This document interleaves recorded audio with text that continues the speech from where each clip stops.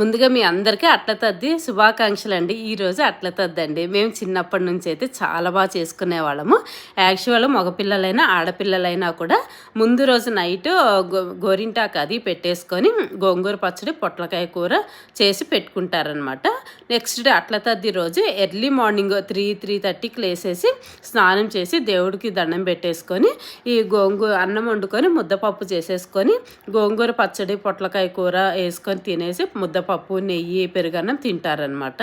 So తినేసి చంద్రునికి దండం పెట్టుకుంటారు. ఇదంతా 4:35 లోపల చేసేయాలన్నమాట. చంద్రుడు ఉండంగానే తినేసి చంద్రుడికి దండం పెట్టుకోవాలి అని అంటారనమాట.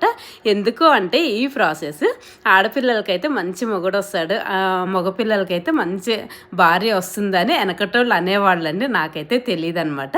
సో ఇలా ఉండి పొద్దునంతా ఉపవాసం ఉండేవాళ్ళము.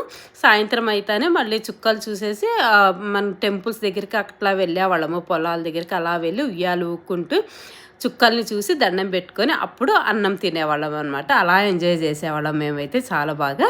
సో ఇప్పుడు పిల్లలు ఎంతమంది చేస్తున్నారు నాకైతే తెలియదండి. పెళ్ళైన తర్వాత ఫస్ట్ 2 years ఇట్లా అట్లా వాయనాలు తీరుస్తారనమాట. అత్త వాళ్ళు అమ్మ వాళ్ళు ఇద్దరు కలిసి అట్లా వాయనాలు తీరుస్తారు. ఫస్ట్ టైం గ్రాండ్గా చేస్తారు, సెకండ్ టైం అయితే మామూలుగా చేస్తారనమాట. ఆ తర్వాత 3rd year నుంచి మనం ఇంట్లో ఇలా పూజ చేసుకోవచ్చు మామూలుగా. యాక్చువల్గా అయితే ఈ అట్ల తద్ది వాయనాలు అనేది ఈవినింగ్ టైమ్స్ చేస్తారనమాట. అంటే పొద్దునంతా ఉపవాసం ఉండి ఈవినింగ్ చేస్తారు. బట్ నాకైతే కొంచెం ఫీవరిష్గా ఉండి జలుబు ఉండి నేను ఉపవాసం ఉండలేని వాళ్ళు పొద్దున్న చేయొచ్చు అనమాట. అందుకని నేను మార్నింగే చేస్తున్నాను అనమాట. సో 11 అట్లు వేసేసి దేవుడికి అంతా పూజ అది చేసేసుకున్నాను అనమాట. వినాయకుడిని గౌరమ్మ దేవుని పసుపుతో చేసేసి అమ్మవారికి పువ్వులు అక్షంతులతోటి పసుపు కుంకుమతోటి పూజ చేసేసుకోవాలి. తులసమ్మ దగ్గర కూడా ఇలా దీపం పెట్టేసుకోవాలన్నమాట.